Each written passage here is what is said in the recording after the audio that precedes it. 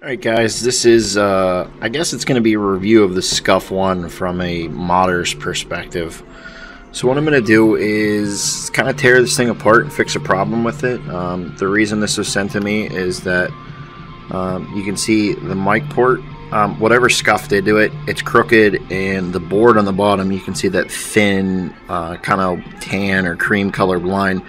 The board's just not installed right. And the person who sent this to me didn't want to deal with Scuf for one reason or another. I'm not really sure, but I figured it would be cool to take a look at this from a modder's perspective and, you know, see what I think they did right, maybe what they could have improved on. But yeah, so the first thing is, and I've already got these off, is these are the Scuf Pro grips. These things are actually really cool. They sell them separately for like 15 bucks, and it's a good deal. So if you're looking for grips, these are actually a really cool buy. I'd actually consider buying them myself. And obviously, I haven't been able to replicate this, but the actual Scuf grip, it's actually really cool too. It's obviously some kind of weird rubber spray, but it's a lot harder than you'd think it is, and it's a hard rubber. It's not like a soft, like foamy type rubber. They've obviously got their own battery pack here with their paddles on it. 2 Allen key screws. This is actually raised a little bit, which is pretty cool. And then the inside, they've just got this drilled and tapped to match. So that's just, you know, a replacement piece. Right here, the buttons. These are just short throw tactile switches, the same kind that I use on the 360, and they probably use on the 360. Inside here, you can see their seal of approval, warranty void if removed, which I'm going to be voiding. There's a little bit of overspray from whatever they use to do the rubber. It's like a white powder. There's the trigger stops, which is this gray piece, and they've got a piece of silver or something on top, so when you adjust this screw, it actually pushes the trigger down a little bit ahead of time. But you can actually take this whole piece out, just drop this silver screw back in, and then you have full range of motion again. So I'll take a further look at that, you know, when I get in there, and I want to see how they did these buttons for certain. And also, I'd like to say that this top that they have, it's not like a naturally cast plastic that way. You can see here it was scuffed. It's actually just the factory coating with like a white spray paint on it or something like that. So that's kind of cheap on their part, but you know, they could have gotten a whole shipment of them. But that might have been having to do with you know, the availability of these controllers when they first came out. So there's that. I'm really kind of excited to see inside the controller and you know, see how they did that, because I got to get in there to straighten out that mic port anyway. So you know, whenever I get the thing apart, we'll take a look at some of the pieces more in depth. One thing I wanted to note before I actually took this apart was I was playing with the triggers, and you know, their trigger presses are actually pretty loud. So it seems like the foam, this side's not so much. So obviously this side is getting used more since it's for firing.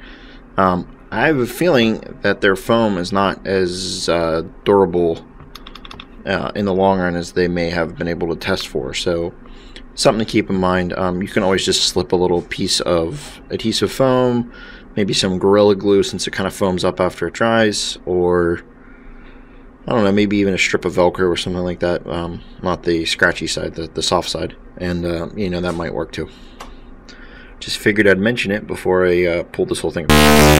Alright, so we've got the screws holding the trigger stops on both sides out. So you know, from the videos that I've seen, these should just kind of pop right out. So we're going to see if, you know, that really is the case. I got to get these out to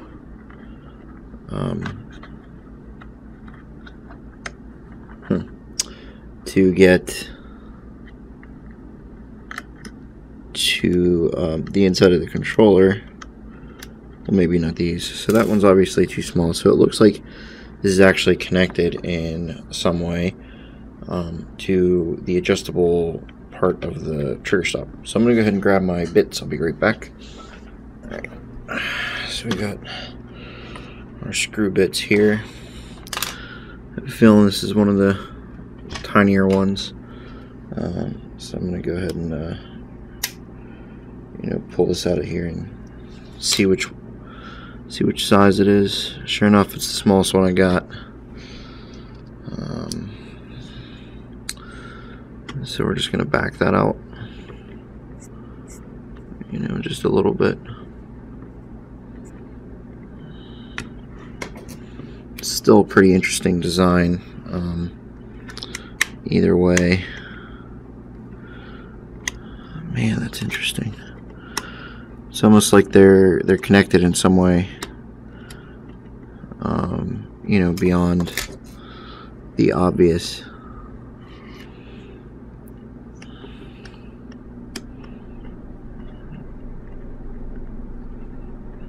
See, I'm not actually aware of anybody or any videos of anybody tearing apart a Scuf, so kind of flying blind a little bit for the most part here as to how these are actually connected. It's I don't know, it's pretty neat. I'm going to take this off. Start on the other side too.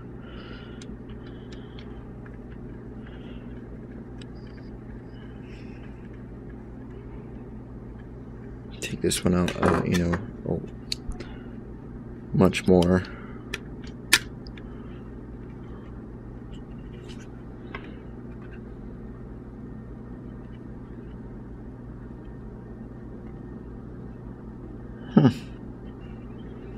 It's interesting. They're just like really in there. And from the Scuf video that was on their YouTube page, it seemed like it was actually pretty easy. For them to actually take it apart. So I'm actually, kind of curious what's actually holding them in there. Alright, so what I'm going to do is I'm going to leave them in there for the moment. And finish taking the rest of the shell apart. So I've already got, this screw taken out and the same one on the other side. And for the most part, they use the same exact screw locations as, regular Xbox controller, because that's all it is a modified one, with their special modifications on it that they do. And so this last screw is the one in the middle. There's really no going back after doing that one as far as Scuf's warranty is concerned. So yeah, we're just gonna not poke a hole in the center of it because apparently it's pretty strong. There we go. Spin this open. Warranty is now void, but the shell should just pop off, along with thumbsticks. They just pop off. So you can tell this one has the rumbles still left in, which is weird because that's something I always found odd for Scuf, is that to work on these boards, and hopefully I'll be able to show it to you here in a second, to be able to work on these boards, you have to take the rumbles out. Like, there's no way around it. You have to take them out. And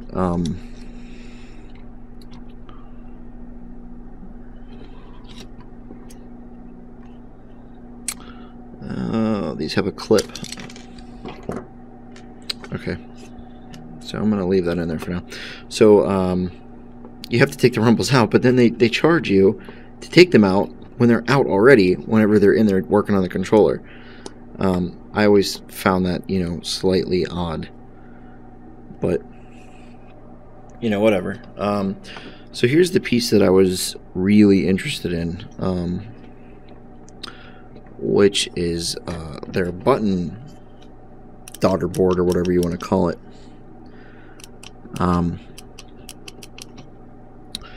So the way that they do it is they've got this board apparently that they install right here. That's their board. They designed the circuit on it.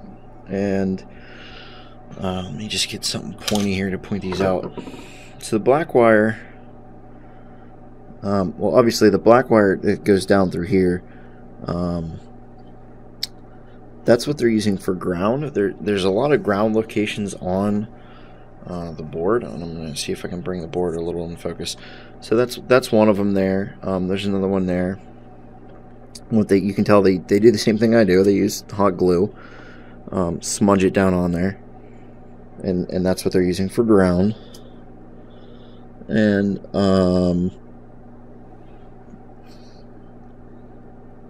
so yeah, they're using a different ground location than I am, so I can tell you that's, you know, one thing that's different. But this board's actually pretty cool because what I think they could do is actually just poke 2 more holes in here, and I bet you there's a mounting location on each side of here for more screws if they want, and then they can actually you know, just solder into these pads real quick, which is, you know, that's actually pretty cool. It gives them some ability to even take this piece out, and then they can work on the boards without it being attached to the shell. That's really cool. If I left the legs of my my bits exposed, or my buttons exposed, I could do the same thing, essentially, but they could do it with just a screwdriver, which is, you know, still pretty cool. Let me get the right screw bit here. Right, that's the right one. So, to get at these here, I'm going to have to take this screw out, that screw out, desolder the trigger rumbles, which are these ones here, desolder the regular rumbles on both sides, and I'll have to flip the board over and you know, check that out. But essentially the thing that I came in here to fix is this guy right here, which, man, that's gonna need to be resoldered. It's like straight out of the solder joints. So this is really more on Microsoft than Scuf, so it's nothing really against them. But you can tell these 2 points right here, these two, the leg of the connector is actually pulled right out, which is why this got this gap in it.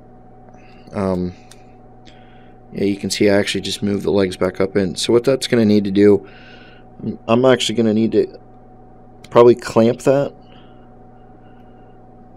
with some rubber coated clamps. Get that seated in there the full way, and then solder that back in. So it's a little more complex of a job than I was expecting, but you know, it's not a big deal. And then I'll have to you know, desolder these. A tip with these rumble motors for anybody that mods controllers is either just glue them in there, like with hot glue, like just throw a couple dots in the corners to keep them in there, or just throw a piece of like tape or some shit over there, because these things will just fall out and they're annoying as hell to work around. So if you just throw some tape or drop a hot glue on each side, you know, they'll stay in, they're not going to come out, and then you can desolder the things and you won't lose them, and you won't have to find a separate place to keep them. So just to recap, the next thing I'm going to do is I'm going to get some tape, and I'm going to tape up those, desolder the rumbles, take out this daughter board, fix these 2 bad solder joints so my buddy can use his chat adapter again, and then you know, I'll give you a look at it as to how they actually connect their wiring. I have a sneaking suspicion it's almost identical to the way I do it. This one actually might be a better solder location for a ground, but you can also use this one too if you really want, or I'm sorry, this one right here if you wanted to. It's the one corner of the chat adapter connector. ground's a ground as far as this area is concerned. So yeah. The other thing of note is, the Xbox triggers are, and they've always been magnet based. So what you're looking at here with the trigger is there's like a little magnet on it. You can see it's actually attracting my screwdriver like that. And there's this pad right here on the circuit board, and that actually, when that gets close, that's what triggers it. So the trigger stops, the way that they work is they've just got a piece of thread, right? They just glue this piece of metal here, and all they do is like push down on that so that it gets closer. It's actually pretty ingenious. So whenever they just push down on that little metal pad with a screw, I think it's got a cut point on the end of it, and it just pushes the trigger down for you. It's pretty ingenious, pretty simple. So yeah, I'm gonna go ahead and get the soldering iron fired up. All right, so I got my soldering iron up to temp. Just cleaned off the little glob of solder I leave on there while it's sitting in the holder. Threw another one on there. We're gonna go ahead and just desolder these wires one at a time. Start with the inside one.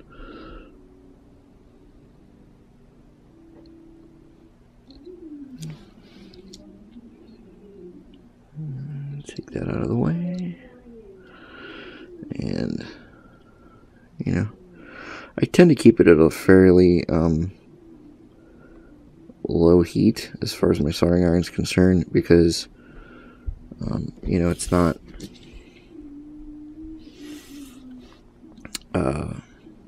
extremely delicate work, and it gives me room to get things right as far as this is concerned. But the trick to that is having solder on the end of your pen to help get that going.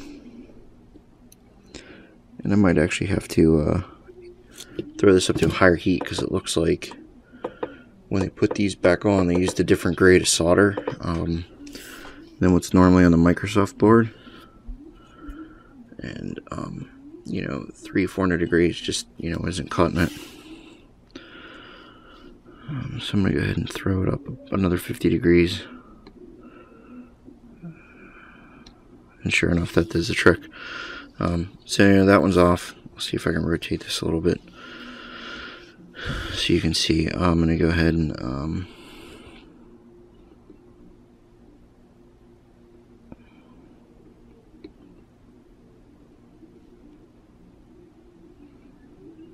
take these next two out, which this is actually kind of hard to do under a camera. Harder than I thought it would be anyway.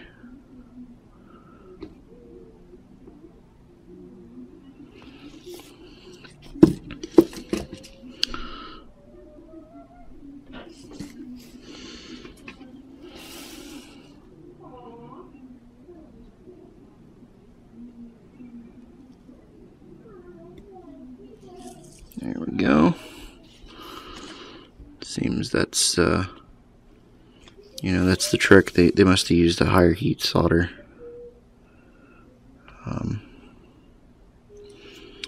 Than the stuff I'm using, which is just like 60-40 rosin core solder. So I'll just basically repeat that on this side.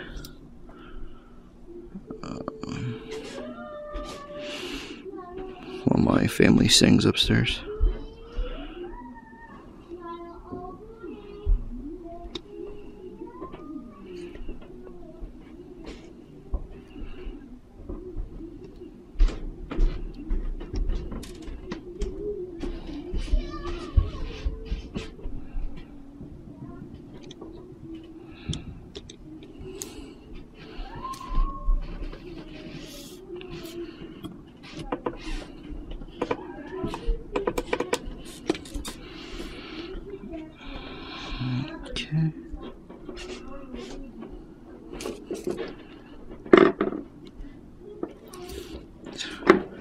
Yeah, they must have been, like, whoever did this must have been hit or miss and just swapped, you know, a different layer of solder in there. So I'm going to go ahead and finish this up, get the board out. But that's basically the process there. 2 more wires, and I'll show you what the underside of the board looks like. It was desoldered. That just comes out. That just comes out. And then, like I said, there's 2 screws, 1 on each side of this circuit board. So pop that out. Stick that in a cup that I've got nearby so we don't lose any of the screws. These are kind of hard to find in a hardware store, or rather impossible to find in a hardware store, so don't lose them.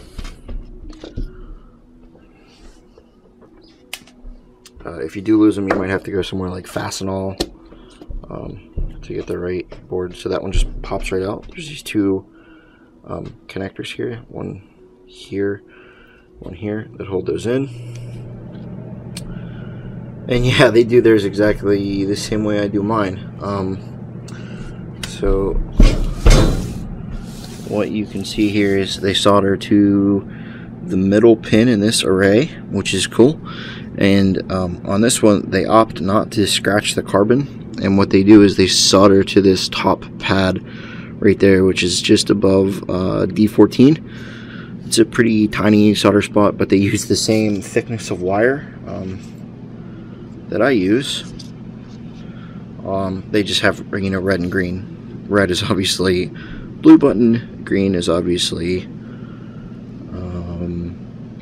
the A button. So we're gonna fix my homie's mic port here. So what I'm gonna do is get the helping hands out to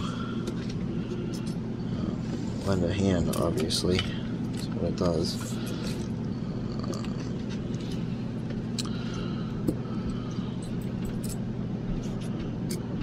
And yeah, we're gonna have to set it up this way.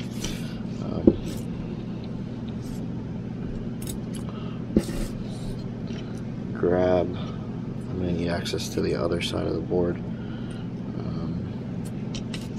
Geez. So I like to put these clips basically where there's no circuits, just to kind of keep from any kind of accidental damage. So I've got that guy all set up there. Move my soldering cables out of the way. I'm gonna grab a seat while I take a look at this. Okay, so it's definitely up off the board. There's you know, really no disputing that. So what I think I'll be doing is just taking a set of needle nose pliers and ever so gently pulling that back up into location while I heat the solder up. Actually, you know what I'm going to do? I'm going to heat the solder up more, and I'm actually going to suck that solder out and put a whole new fresh glob in there, just because I think that's going to be the best thing to do. So I throw a little on there just to get things going, and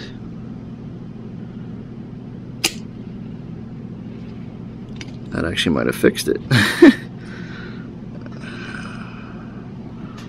Yeah, I'll have to get that back on the controller or test it, but I think that might have done the trick. I just don't want a whole lot of excess on there.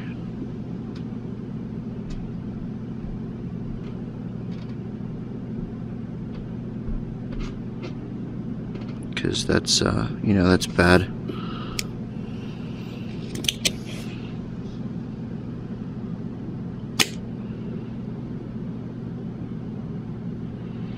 And this one actually looks pretty weak too in the back corner there. So we'll grab that one while we're in here. And if this, you know, doesn't happen, just kind of reclamping it there and doing that doesn't happen to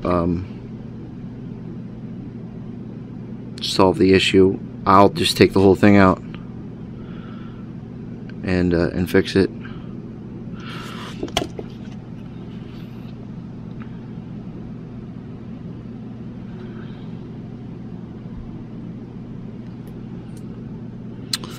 So yeah, that's the basics there.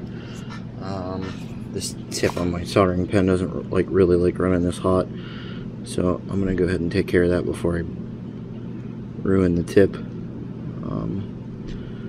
of this pen. But I think that's all I really needed to do as far as fixing the controller went. There's no real mods I need to do to it for him, because it's obviously it's a Scuf. It's got everything that you could need as far as that goes. We're just gonna make sure everything fits back together nicely, and you know, I just kind of wanted to see how they did theirs. So I'm gonna go ahead and put it back together, and yeah. So moment of truth, I got all the screws back in. I'll have to readjust this trigger stops later because I messed with them. Obviously, not a big deal. This is the chat adapter that he uses, that he sent me. So we'll see, you know, if it goes in. I mean, these things typically, they're kind of a pain in the butt to go, to fit in. Anyways, I'm sure you guys know that, but 3. He said he was only ever able to get it in there once, so that's what she said. And yeah, so it works, you know, properly now, I guess is the right word for it. So I'll go ahead and give that a full range of tests later, and then you know, make another video on how to take this, make it work with Xbox 360 headsets. So yeah, thanks guys, thanks for watching. If you have any questions, feel free to let me know. If you have any